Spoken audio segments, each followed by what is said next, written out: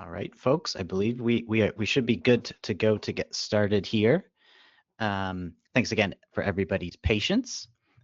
Just given the technical issues, just want to make sure that everyone can hear and see both of us okay. If so, there's a little chat on the left-hand side. Just give, yeah, reactions, thumbs up. Everything is Awesome. good, fantastic. Brilliant, brilliant. And Amelia, we can check your audio as well. Can we hear you okay? Testing 1, 2. More thumbs up, Brilliant. I'm hoping. Okay, awesome. Thanks again, everybody. We are all set rid of the starting soon. We are going to be starting this second. All right, so let me share up here. This is live. This is the fun part of webinars. So we're not faking it. If anyone had any doubts there, Real this is people with real struggles yeah, live. yeah, exactly, exactly. All right. Well, first of all, yeah, appreciate everyone being here. This is an exciting sort of session for the both of us, insofar as it's a little bit different, maybe than what we're used to and what you might be used to. And it is live, so anything can happen. But today we're excited, yeah, to welcome you to this sort of Giving Tuesday session. I know it's still September, but year end is upcoming, and given this approach and given all the information that's out there already about Giving Tuesday, we're calling this one 5 Giving Tuesday facts, and then a million questions, and maybe there will be a million questions. We'll see. But yeah, I'm excited to be joined by my friend Amelia from Double the Donation. So maybe you could just give a quick intro about yourself and what Double the Donation does. Absolutely. Well, thank you so much, Tim, for just having me on, and thank you again to everybody for your patience. So basically, Double the Donation, if you haven't heard of us, we are the leading provider of matching gift automation software. And I will say we are expanding into workplace fundraising software as well. So you probably know us best, if you know us at all, for matching gifts. And now we're moving a little bit more into volunteer grants, volunteer time off, things like that, because actually, we've found companies are a lot more generous than we give them credit for being. So we want to make sure all of those options are surfaced to nonprofits like you guys, so that you can access that revenue, access that supporter value, and just see an increase in your donations, but also an increase in activating your supporter base, especially when it comes to those workplace fundraising insights. But yeah, it's great to be here, Tim, and we have a great partnership with Raisin. We integrate with Raisin's forms, and we really make it a lot easier for nonprofits like you guys to access those matching gift resources and educate your donor base. Let them know that they're eligible to double, triple, and even in some cases, though it's really rare, quadruple their gifts. So it's a timely presentation, and I'm just excited to be here. Indeed. Thank you, Amelia. Yeah, and yeah, so glad we can welcome you on our for everyone's knowledge. We've done a couple of sessions this year, one previously on monthly giving, and was probably one of my favorite webinars that I've been on. So love our partners at Yeah. Double Donation, and thank you, Amelia. And there's also, for what it's worth, there's some benefits we'll get into. This will be evident as we go through, and just in terms of the impact to your one-time gifts, even outside of some of the matching. So on my side, my name's Tim. I'm the director of product marketing at Raisin. Raisin, we're a digital fundraising partner, but in this context, so we do website design software, but in this case, we'll be talking mostly about the online fundraising software itself. So a little bit of housekeeping. So as I mentioned, and I should be totally upfront about this session and what it is or what it isn't. This isn't going to be like, we're not trying to rehash a lot of stats and some of the tips and things that you see out there and that tend to get recycled, a dozen times over. We're going to give you 5 data points, essentially from last year's Giving Tuesday, some facts that might challenge some of those assumptions, might be surprising to you, or maybe they're not. And then we'll totally open the floor to you. So That's going to mean that there's a little bit of interaction. So if you haven't already, and I know there was a little bit of activity there in the chat and with some of the thumbs up, but get familiar with there's a little question panel Q&A, because that's where we'll be sort of moderating or answering some of the questions from in the latter half of the session. So we'll present you these 5 stats.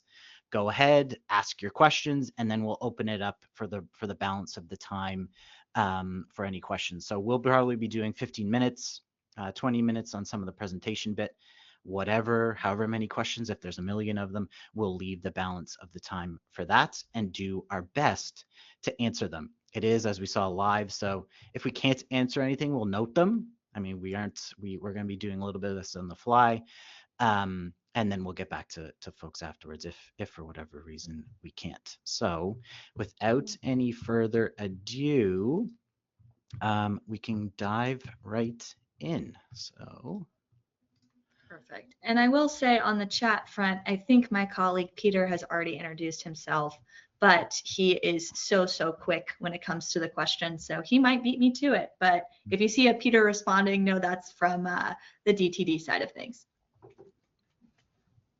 Awesome. All right. Excellent. All right. Jump in. So I'll kick us off with fact number 1. Like Tim mentioned, we have been digging through this past year's Giving Tuesday data, trying to get a grip on who is giving, where are these donations coming from, how does that affect you guys, and really Giving Tuesday's analysis shows here that individual givers accounted for 1.5 trillion of the 2.3 trillion in total annual financial contributions last year. So you're really relying on the backbone of those individual donations, of individual generosity, not so much governments or corporations or foundations, but really individual generosity. And I will say there is an urgent part to this, since we're seeing, again, and I'm sure you guys are feeling it, those major reductions in government funding, including an 83% to international development budget in early 2025. So we've seen that. That is very much real.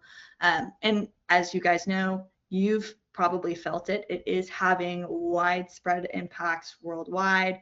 But obviously, in terms of fundraising, we're talking budgets and projections, and in some cases, even viability here. So just good information to know what percentage of your donations are coming from those individual givers instead of that corporate real support or grant support. I will say there is that matching gift component for individual donations, which we'll get into a little bit more later. But yeah, just setting the table here, making sure everybody's on the same page of where last year's donations came from and how we can kind of expect that this year as well. Yeah, and to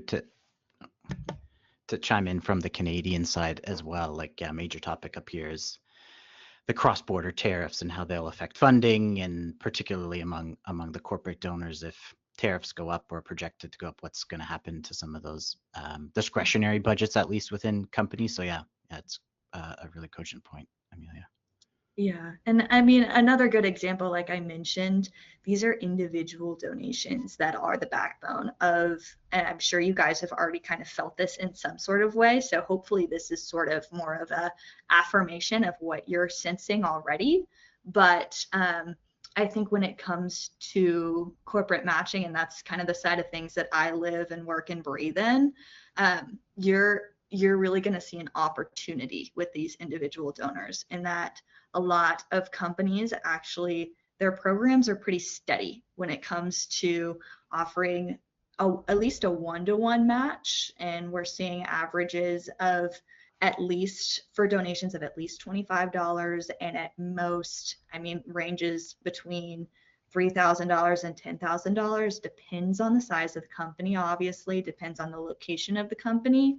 But I will say there's just also a lot of pressure on the consumer side, since employee matching, to give a little bit more context, it is the most common CSR, corporate social responsibility initiative out there.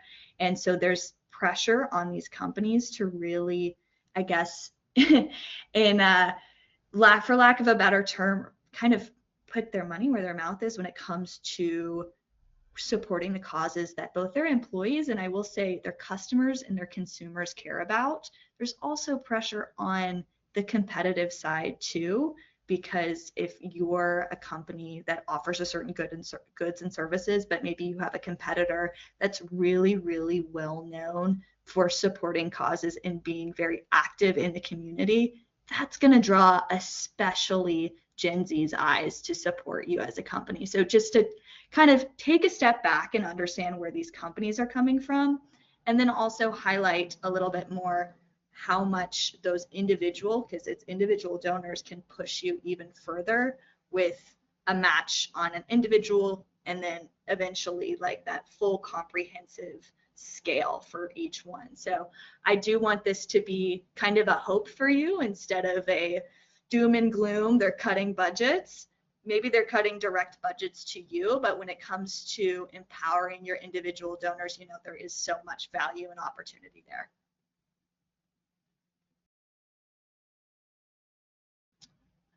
And I think just to give you a little bit more of an example, we've got a couple of programs you can kind of keep your eyes on, corporate programs. And so hopefully I'm putting this in the right chat. Here we are. Yep, I think Peter already beat me to it. See, you guys, he's so good.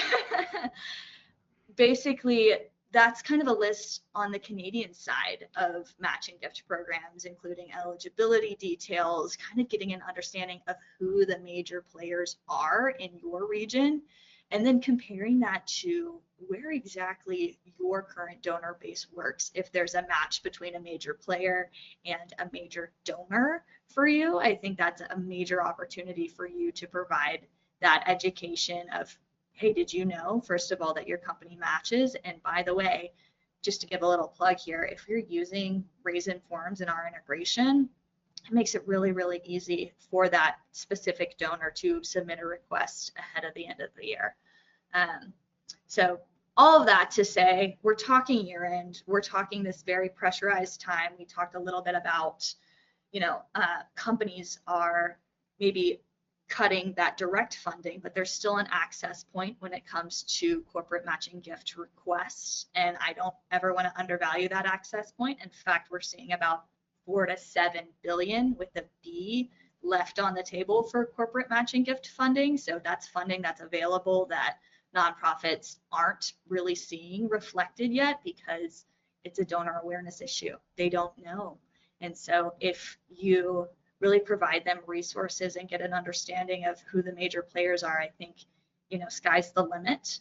And I also haven't seen that companies cut those programs, again, because of that CSR push and because of that employee engagement push. So I guess for all of those reasons, I would really emphasize matching gifts as a part of your revenue diversification, and very much a valuable part worth giving thought to in light of all of these changes from a couple of different funding sources that maybe aren't as reliable anymore. So any more on that, Tim, that I'm missing there? No. Yeah, that really, I mean, yeah, Giving Tuesday is a huge acquisition driver for individual gifts. And yeah, this is the ability at least to diversify. Yeah, underscoring it. It's important. Yeah, and why one of the many reasons why Giving Tuesday matters for sure.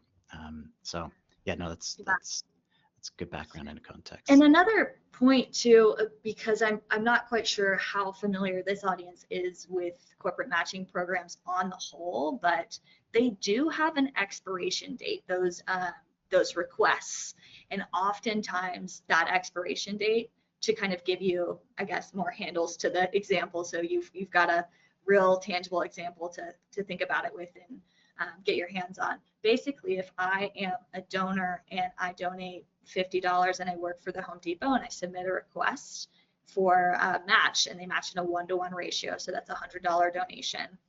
The Home Depot's specific guidelines around timelines and expiration dates, if I submit that request, if I submitted it 5 years ago, it's not eligible. Oftentimes it's a set calendar or month amount from when that request was received. And a lot of times, I know there's already pressure on your end, but a lot of times those requests do expire at the end of the year. I call it the Cinderella hour. So making sure that you're ready and you're aware of those things. Yeah, we've got Goldilocks a little bit later on. So Yeah. yeah, that's I like that. So yeah, with this in mind, then I mean, let's talk about what some of those benchmarks are, particularly around end of year, and what maybe you want to expect, and how much should we raise. So we looked at a bunch of counting stats from last year and across 2020. Well, last year, and I should say specifically for Giving Tuesday of last year, and really our question was like, are people more generous? In a word, yes. So when we broke this down, and I'll actually show here on Giving Tuesday specifically, so last year was December 3rd, the mean donation amount was just shy of $200. And through the rest of the year, that mean is 144. These stats are coming from our Raisin Analytics platform. Notably, though, there is a pretty huge skew. You can see that there in the standard deviation. There's a big right skew. The median donation amount was 100, and that's still considerably higher than the $60 that we see through the rest of the year. So a lot of generous folks on Giving Tuesday. It is a day of generosity, and that actually does ring true when we're looking here at the numbers. A couple of just like quick observations here to help maybe contextualize this for folks. Again, we're presenting the stats. We're not going to do a ton of analysis on them. You can kind of make some inferences or ask questions as we go, but the mode there and the median of 100, there's a really high concentration of donors in this sort of $100, $150 segment. And so if you're talking about like, the types of gifts to expect, these aren't like your major donors. I mean, we see a maximum donation amount that was super, super high. That's what's skewing our mean. But it's a lot of these individual donors in the $100 range and the $150 range. And when we take a look a little bit more here at some of the distributions, you can see that really here, right, is a vast majority of the donations are falling between 0 and 100. Then we get another 30% adding on to the $100 to $200 range. So, if you're looking at, what to expect, that $100 to $150 range is probably going to be your sweet spot. And then just to a little bit of a breakdown here, there were some questions that came in earlier about, channels and peer-to-peer and what should we expect. Again, the vast majority of contributions that we're seeing across all the different modes of giving on our system, it's a lot of general donations. So that's that one-time giving, not so much tributes, and then some on the peer-to-peer side. So expect a lot of individual gifts, and these stats are kind of interesting, but I know Amelia connect to some of the research and stuff that you're doing. So how do you think we should make sure we're optimizing for this single day, but also thinking sustainability and some of the diversification that you mentioned? Yeah, of course. And to me, it's great to just see these stats outlined, because I don't know about you guys, but I think Giving Tuesday is pretty polarizing in terms of like, do we do a campaign? Do we not do a campaign? How do we get better from what we did last year? What does that look like? But it's great to see just for a single day campaign. I know there's a lot of noise around Giving Tuesday as it stands, but you're seeing $100 median donation. That's pretty good for a first time on a single day. So I definitely think on that single day, the opportunity's there. But just to zoom out a little bit more, I will say there is opportunity year round when it comes to mentioning matching gifts. And so if you apply that year round opportunity to this really intense day of giving, you're going to see that appear as well. And just to give you some numbers here, basically whenever you mention matching in some form or fashion, usually it's like, see if your company matches this gift, you're going to see a 51, and I say the 51 because it's over 50% increase in average gift size. So it's a direct impact on the size of the gift. And it goes back to donor psychology a little bit. We were talking about donors partnering with companies that already have these existing programs. And so when you communicate that in a very clear way, you allow the donor to act as basically the hero of the story, which in all of my research, that's the best place. That's the best role for them. They want to really bring an impact to your mission without, having to give another $100 amount. They're really just partnering with their company that offers that. So again, if I'm on a forum and I notice that, hey, my gift of $20 can be matched, maybe I'm going to give a gift of $50. And the data and the research does go to show that's a common increase there, because then that total gift is $100 instead of a $40 total gift. So that's just something to really think about. And I think there's another number here too I have in my notes. We really see results of 3 to 5 times more funds being raised for campaigns that mention matching. So that's also applied to Giving Tuesday campaigns too, when you see that generosity already being a little bit of an uptick. So I guess that's kind of the numbers side of things, and it's just as relevant, if not more relevant, on Giving Tuesday. Yeah, and to add to those stats, just for everyone's awareness here on the raising side of things within our platform, when matching is enabled on a campaign or on a campaign's form, we do see the median amount go up to $96. So that's compared to the 60 that we see here across the year. So those are from last year. For what it's worth, didn't make a huge difference on Giving Tuesday just because of how much the clustering was in that $100 range. And I have a couple questions for everybody later on that. But yeah, we see that borne out in the stats as well on our side. Awesome. So yeah, just a question maybe for those of the folks that aren't on or that are on the session that don't have double the donation now. What should they expect if they're going to implement it this year in advance of Giving Tuesday? Yeah. So I would expect, especially if you're new to matching gifts, if you're Googling kind of programs in my area while we're chatting and you're trying to learn a lot more, anything that your donor base probably knows less.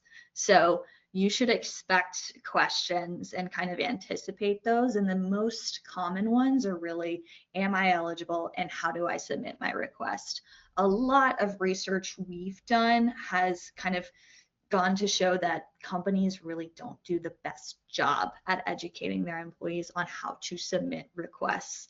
And if you think about it from the company's standpoint, it's usually because matching gifts are hidden away in like page 32 of the onboarding handbook. So you got a new employee, they're learning the ropes, and then all of a sudden we kind of put in our CSR effort, which is matching gifts, and then it's a totally different mindset when you're accessing a form and wanting to donate to a cause. So that's some more perspective for you there, but you should really anticipate those 2 questions and kind of bring awareness to your donor base in your ongoing communications. So ideally, I think a couple of great ways you can do this is by highlighting really generous companies in your area and kind of sparking that curiosity in your donor communications, maybe asking, hey, do you work for one of these companies? If you already have a way of capturing employment data, which is kind of our bread and butter, and are able to see and cross-reference which major donors work for which companies, you can go ahead and start integrating that question, hey, are you eligible? Or it looks like you're eligible. Here's how you submit a gift. I'm going to plug our software because it makes it a lot easier to do it with us. We do have a search field, and our search field is connected to a database of over 25,000 different company records. So I mentioned the companies in your area that offer matching programs, but often there's donors that live outside that area and they're going to want to know, hey, am I eligible? A really, really easy way to do that, and if you sign on with us, you'll get access to this, is by putting our search tool widget on your Ways to Give form or on your Ways to Give page under, a little description of employee matching, making it really easy to plant that seed ahead of time so that donors aren't really surprised when you're asking them for their company on your form. So kind of getting ahead of those questions. And you might also put together an FAQ doc. So there's one that I pulled a little bit earlier. This is Alex's Lemonade Stand. They did a really great job of outlining common questions and kind of beating your donors to those questions and providing a resource ahead of time. I always say, like, anticipating needs is exactly where you want to be. It's exactly the positioning you want to take. And so let's go ahead and answer the questions before they come up. I think that was, oh, there might have been another one, right? And I will say too, another point here is you as a nonprofit, you know which channels work best for your organization. And I think sometimes there is a temptation when it comes to corporate matching to ask, like, oh, do I need to reinvent the wheel here? Do I need to add a totally different channel? You know which channels your donors like to hear from you best. And so I think integrating those questions into those channels, that's going to be kind of the easiest win. And I know I mentioned that ways to give ad. If you don't have employee matching gifts, that's a really quick way to spark curiosity and inform your donors. I think that was it on my end for common questions. Anything you feel like I missed, Tim? Oh, I think I might not be able to hear you. Bummer. Tim, you went out on me. Can you hear me Oh, now? I can hear you great. There we go. Awesome. We are live. We're live. I was just complimenting you and just Oh. words and words. Yeah. So no, that's great advice. And yeah, important insight, especially for those of you that maybe don't have double the donation today. They're looking maybe to add it during this year end. So appreciate that and some of the things around it. And I will say too, like, if you feel like software is a little bit of a big ask right now, if you have a way to collect employment data, that's really the end goal. Understand where your donors work. You can ask them in major donor conversations and then use it. And like I said, it's going to be a lot more manual work, but the end goal is to get that employment data. So. Perfect. On that note, let's talk a little bit here about timing. So this I found really interesting, especially because everyone talks about, like, get that early morning email out and talk about getting your donors out first thing and some of that advice that's out there. When we looked at the giving data, what we found is that most gifts come in between 11 and 12 p.m. So sorry, 12 p.m. That's right. Actually, it's noon. I was thinking midnight for a second. No, 11 and noon. And then that's followed closely by 4 to 5 p.m. So it's this sort of like interesting splits between, when are people giving? When is the most amount of donation? When is the most amount of donations coming in? And we do see a pretty clear pattern here. I wonder though, Amelia, what does this kind of suggest to you?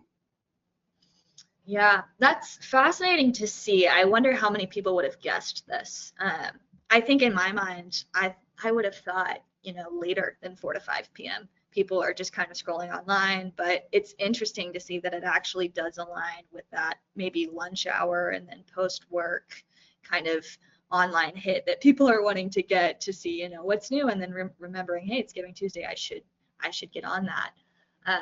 But really, from a corporate giving program perspective, I think it goes to show the power of automation, like the power of knowing when you're going to send your outreach already. And so I'm sure a lot of you guys are already utilizing some form of automation. If you aren't, it will save your life. But and just kind of sending out emails during that time period. And I will say with Raisin, our software has an automated element to it. So the way that it's set up on our end, and you do have flexibility to change it, that's up to your discretion, but basically our recommended guidelines are you should send a reminder email 24 hours after a donation. And you probably are already in some capacity a thank you email, but how about a matching gift reminder email? And so you do have the capacity to set that time limit within your Double the Donation account and also make it more personalized to your organization. So you can change that text, you can change that logo, it'll sound and look like it's coming from you, and then provide matching gift next steps, whether that's a direct link to the company portal that a donor mentioned that they work for. Maybe it's Microsoft. You have a direct link through our software to the Microsoft portal for them to request a match, or if it's a reminder for them just to use a search field and say, hey, are you eligible? Let's find out. Because it's a busy day. I can imagine those hours of what it was 11 to noon. People are trying to take lunch, and then all of a sudden they're getting called back into meetings. So that reminder email, I think, really saves a lot of money in terms of gift potential. It'll help you gather in more, especially as we anticipate that spike on Giving Tuesday. Yeah. Yeah. And one thing you mentioned, automation. One of the things I wish we could do, although we can't at least reliably, is pair some of this giving data with what we might see with, emails or some of the email sends that are going out. But yeah, when we were digging through the data or sort of mining it, this was probably the most fascinating thing that I saw, at least, and does emphasize to me the importance of sort of corporate gift matching or employer gift matching because of this clear pattern. It's people giving over lunch, so they're probably working 9 to 5. Then where they're getting ready to log off, they're checking their email, making donations then. So it gives you a good sense of who's actually giving on the day of. And from your perspective as sort of nonprofits and charities, might also, there's a little bit of thought maybe that you want to give about how you're staffing during this peak capacity time. Is, we know the gifts are going to come in during these peak hours. How do we want to staff accordingly? Maybe extending a little bit further into the evening to support some of the gifts that are coming in when folks are logging off. So yeah, it's I interesting. might even argue with the days following Giving Tuesday, right? Because I think we've got some data on how many first-time givers you can expect, or first-time donors you can expect. There's a huge stewardship opportunity. So if you have the ability to get extra staff already on board and make sure that those one-time donors really have every opportunity to become full-time donors or take whatever next steps are the most relevant for them, that's going to save you a lot of time and a lot of money in the long run. Exactly. Yeah. And so that's actually our next fact is around retention and sort of how many people are coming back from previous years. So we did also find, that 20% of donors from Giving Tuesday in 2023, so the day of, returned again in 2024. So they gave them 2023, Giving Tuesday 2024 rolls around. Okay, that's the next day. That's the next time I'm going to give again. Now, 20% kind of seems low. There is a little bit around it. I know we can definitely talk about that, but a little bit of context on some of those returning donors. 37% gave more than the previous year. 35% gave exactly the same amount, and 28% gave less. So the exactly the same amount kind of jumped out, I know, but Amelia, you're talking about donor psychology and then relationship building around stewardship. Like, what does that say in your opinion? Yeah, I think, people are creatures of habit. They're like, oh, they might not even realize they're giving the same amount on Giving Tuesday as they did last year. They probably don't, but it comes around again. And I know the temptation is to think like that 20% retention rate is pretty low. And I think that's where the polarization of Giving Tuesday comes into play, because people are like, well, it's only a 20% retention rate. But to that point, I would ask, that's for a single day campaign. Compare that to all of your other single day campaigns. And I would argue that's still a pretty impressive number and definitely something worth thinking about in terms of outreach, in terms of campaigns. So it's, in comparison to other channels, in comparison to other events that you guys are running, there's still absolutely an opportunity there. Yeah, 100%. And in terms of just to add a little bit to that, as far as single day campaigns, 20% like year over year is pretty unprecedented in our data. So yeah, I agree with that 100%. I'm curious and want to maybe go back to some of those distributions because so many people gave exactly the same amounts, and here our chat will come into play. Curious, for those of you that know, how many of you made changes to the suggested donation amounts on your forms in 2023 to 2024? Were there any? Oh, Oh, I um, can hear you. you can hear me? Okay, great. Yeah, How many, yeah. yeah, how many folks made changes between 2023 and 2024 to those matrices or suggested amounts? I see Heather gave us a thumbs up, Thumbs up. Yeah, feel free. Thumbs up in the chat. thumbs Curious, yeah, if there down. were any changes. Maybe people decreased their suggested amounts, which I wouldn't do that, but maybe that was a strategy that you took. And um, yeah, would anybody? I wonder too if anybody would just increase the suggested amounts for Giving Tuesday. That might be something worth considering, or even through the end of the year. Definitely, yeah. I mean, again, we're not as far as like implications, inferences. Yeah, it that 37% are giving more. It's a plurality, at least in what we're seeing. It's even a small uptick in those amounts, I think is something certainly to consider for sure for everybody. All right, so that's sort of an interesting one around sort of the ritualism. And then fact five, Mhm. Amelia, I'll toss to you. Yeah, so Gen Z, interesting demographic that we saw coming up in the Giving Tuesday data. And, if you guys are avid Giving Tuesday report readers, this one was really good. And so you've probably seen this. If you haven't, it's worth giving some thought to, giving some consideration to. I will say, based off of my research and what's out there, Gen Z is ready and eager to engage, but there's something known as like trust as a currency for them. They want to know that you guys are really out there in the field getting work done. I think growing up in the information age, there's a lot of people saying a lot of things, and not all of them are, I guess, completely true. So trust is really a currency for them. But I will say, based off of the research that we found, once you've built that trust, you've got um, a lot of support in terms of volunteering, in terms of donating. I know they don't have the same budgets that older generations do have access to.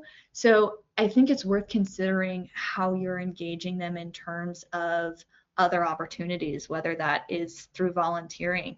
You get a Gen Z having hands-on experience with your cause, and that's a potential to have a lifetime donor that you'll see ripple effects through the rest of their life, because they really did have a chance to get to know you and you as a cause. And I will say too, with Giving Tuesday and it being a very digitized opportunity, this is the digital demographic, right? So you're probably going to get a good bit of opportunity to connect with Gen Z through Giving Tuesday. And so a couple of other things to think about. We talked a little bit about volunteering. We talked a little bit about making sure it's, digital. They have digital expectations, right? In the same way that they would expect ordering an Uber, ordering Uber Eats to be a very seamless process, they're going to expect that from your software and from donating. That's not two separate experiences in their mind. So we want to make sure we are guarding ourselves from cutoff, or there's a more specific term, but conversion rates really, um, in that sense. And also in the sense of, I know I mentioned corporate giving, that's what I live and breathe in. They have the opportunity to partner with the companies that they work for, and they know about it, and they want those companies again to support the causes that they care about. And so there's opportunity there to mention matching. I know we've talked about it. It's like beating a dead horse, but when it comes to Gen Z, we talked about trust. That trust also extends to companies too. Like, they want to know that their employers and the people that they buy goods and services from are really making a difference in their communities. So for all of those reasons, the opportunities out there for Gen Z, and I think again, this, as this slide says, we are under engaging them, but we do need to have some correct expectations for how to engage them. And I think that really does come in the form of the digital side of things, making it as seamless as possible, which I know, Tim, you've got probably some thoughts on too when it comes to conversion rates, when it comes to, making that as quick and snappy as it needs to be. Yeah, it's something. Gen Z is a hugely important and strategic kind of cohort for us. And to be honest, we haven't cracked the code, at least in terms of the data, insofar as it's not like we're collecting, and certainly wouldn't suggest you do this, putting a birth date on your forms because of the impact to conversion.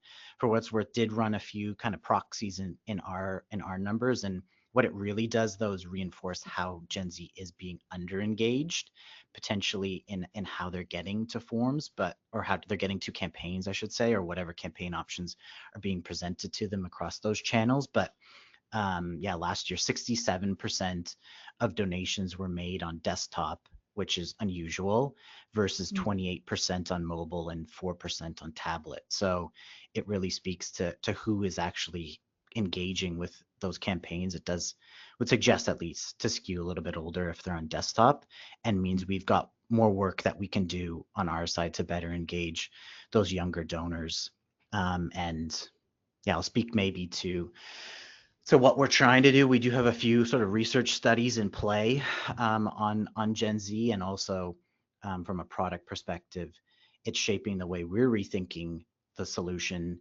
And in turn, sort of one of the first steps we're doing is introducing a more modern payment experience. So allowing for things like Google Pay and Apple Pay that, to your point, make things a little bit snappier and just more in line with the Gen Z expectations. So yeah, that's my shameless plug on that. Yeah. So stay tuned on some of those changes for those reason clients on this session.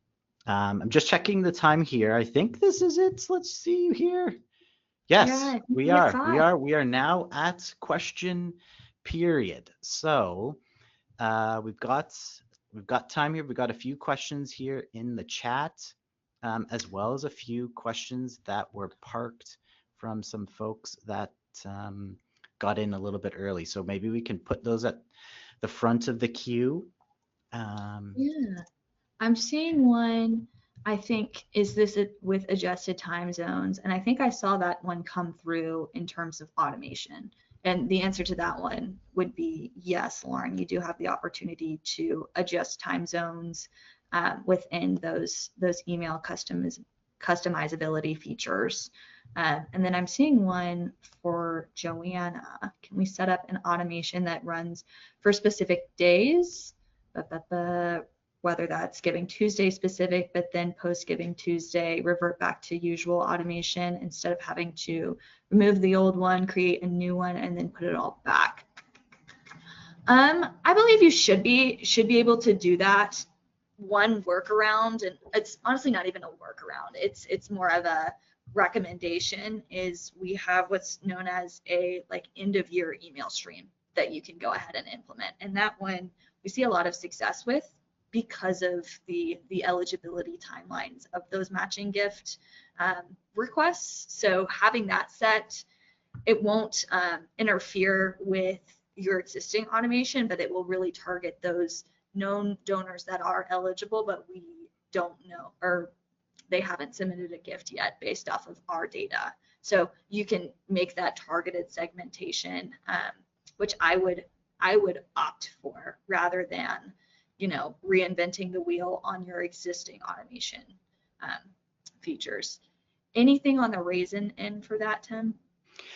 As far as, yeah, like how one might make changes to messaging or some of the thank you emails, yeah, depending on how they're set up, that might be campaign specific. So you might create a specific Giving Tuesday campaign, have the messaging there. But similarly, you could always go in before or during that period, make changes to messaging in an existing campaign, and then revert it back to the defaults, we kind of call them, afterwards. So that's definitely possible to do. Yeah, 100%. Yeah.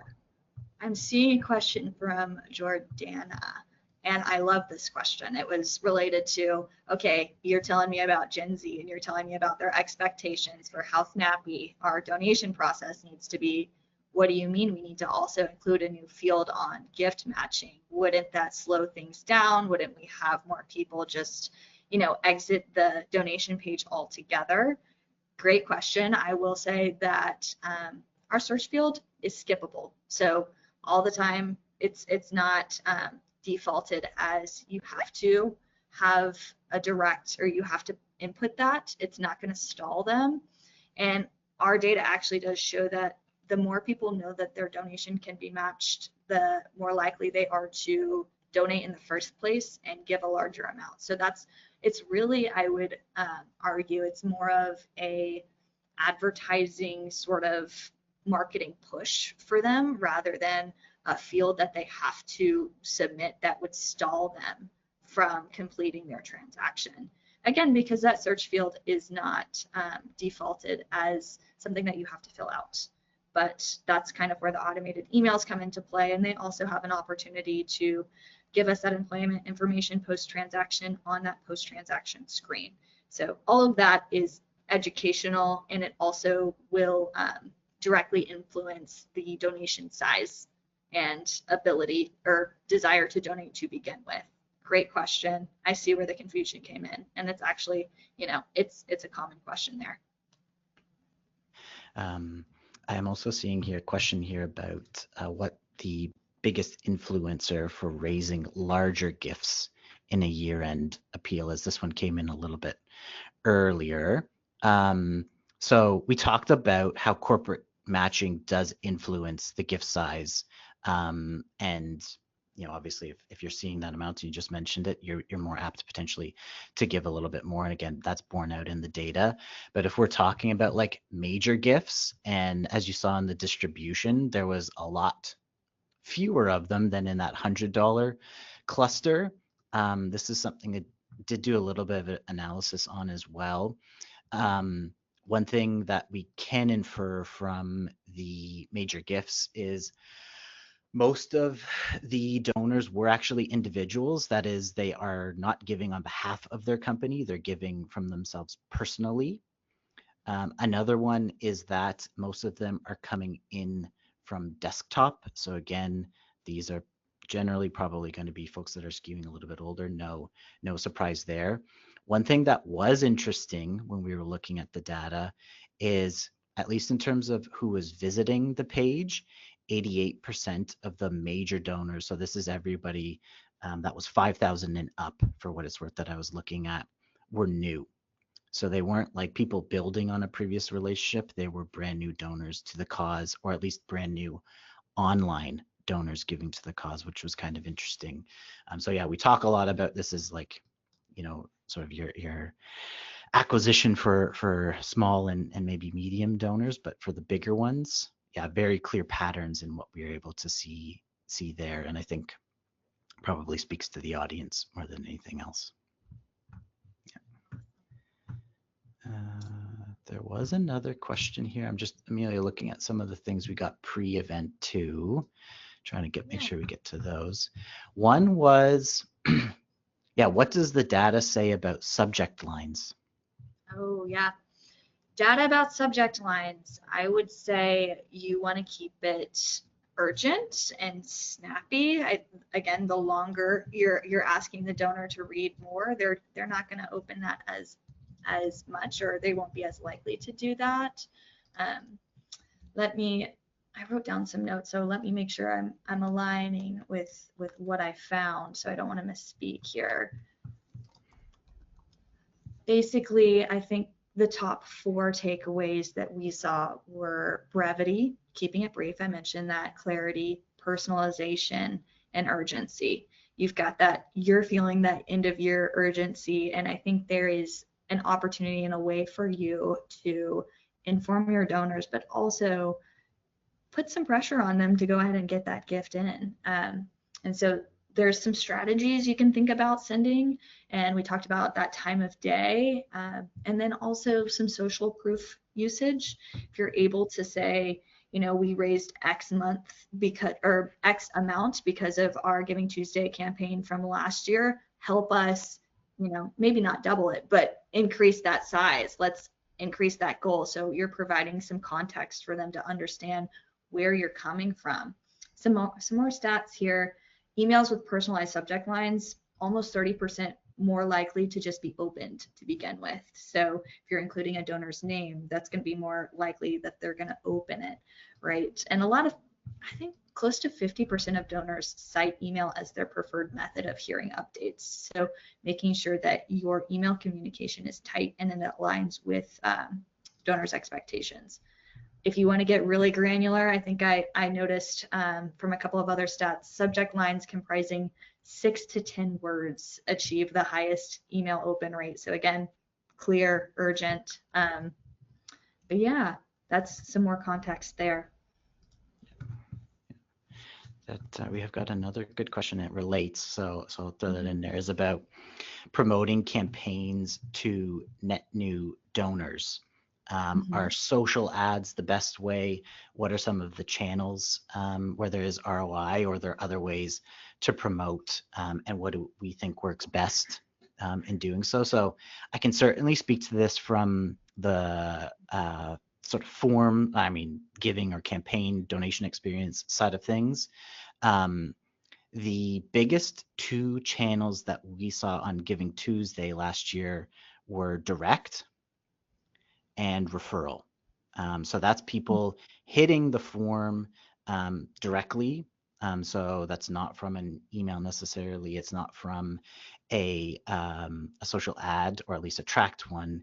It's them going to the form directly. So what that actually suggests is that they're finding out about the campaign through some other means, or it's known, and then later visiting the form. So that might be off of, a link off of your main website, or that might be off of a special campaign page, but there's not a direct correlation there.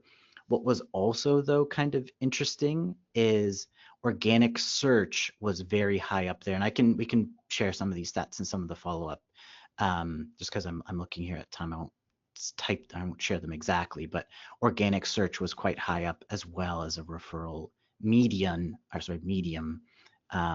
Social was very, very low. We didn't really see much of an ROI there in the aggregate.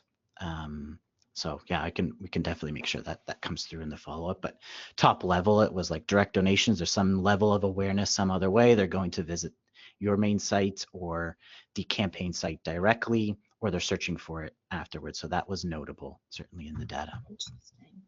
Interesting. Tim, I'm curious. I know we've got questions, but I am curious how those data points, what they look like compared to the rest of the year. Is it common that most people are just going direct to form, or is that something that, it's an odd thing that's happening on Giving Tuesday? That's a good question. In terms of our data set, it's slightly skewed insofar as we're talking all three kind of major channels of giving. So one time and tribute, peer-to-peer, and then like special events, let's call them. So in general, because of the presence of peer-to-peer, we see a lot more email traffic as it relates to conversion than we would at other times of the year. So yeah, it's a little bit skewed because there's peer-to-peer fundraisers reaching out via email. That's the top channel, certainly, for peer-to-peer giving. So it is unique in a way, because that's how folks are sort of getting to campaign sites, because it's so heavily skewed on one-time giving that's direct to the organizations we support. So certainly different in that way. Yeah. Yeah. I think a related question I'm seeing in the chat, and I know we're a little bit over, but I was late, so I'm selfishly like, what other questions can we look at? Somebody asked, she hasn't considered changing the amount of her donation forms on Giving Tuesday, but she I guess it's not even a question. She could see how that would be a great strategy. And I know we mentioned that earlier, and I think that has really stuck with me of, hey, if you're not anticipating that donor psychology already in your forms, that's an easy win for you. Yeah, 100%. Yeah. I do also see another question here around this is specific actually to us. Yeah, is there a way to export source medium alongside donor data in Raisin? No, a short answer. That information will be available to you in Google Analytics. So by way of those integrations. So that's where you could find, in fact, that's where I'm getting this information from as well, is directly from Google Analytics on source and source medium. So yeah, it's not possible today. Another question, and I'm just gonna, I want to know this too. I think Lauren might have asked this. Do you recommend we create a brand new dedicated campaign, or do we modify our regular donation page? What's your thought? I would say both. So highlight what's happening on your main forms in a temporal way, so that folks are aware of Giving Tuesday. As we saw, there is a little bit of ritualism there, but also in any blasts, driving donors to a specific Giving Tuesday form. The reason is sort of twofold. One, as we saw, folks are hitting or sort of giving, I should say, by hitting main websites and then going to forums. So at least you're able to build awareness up in those instances. And then second, creating that separate landing page might be tied to specific campaign or campaign messaging, and also just makes tracking for you a little bit easier when you're putting that form on specific channels, or even, and this is the second reason, building a full-on landing page that has a thermometer, that might have unique communication, impact statements, and we actually did a separate webinar on that last year that I can certainly share with Lauren on this one and other folks that are interested. But tying in some of the psychology on, we have this end goal, let's hit it. You can build real-time thermometers onto the system with landing pages. So that's sort of the second reason on that. Yeah, it's a great question. Awesome.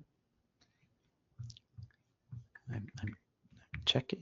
Do we have any others here that we haven't hit?